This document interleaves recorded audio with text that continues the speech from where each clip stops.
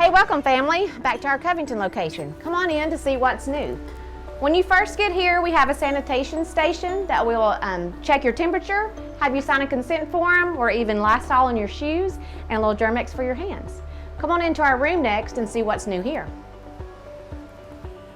Hey guys, welcome to one of the treatment rooms. We're going to talk about a few changes in here. We've got extra barriers to help protect against anywhere that you might touch or we might touch to spread bacteria.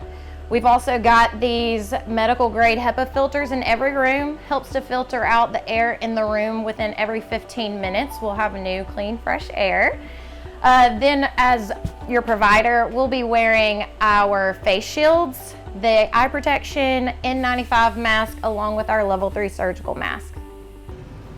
And over here is our sterilization center. When we leave the room with instruments, they come here, they go in our ultrasonic chemical bath, and then behind me you see our steam autoclaved, where everything is autoclaved, bagged separately, and sterilized just for you at your next visit. So we can't wait to see you, hope to see you soon. Stay safe and well. Thank you. Bye.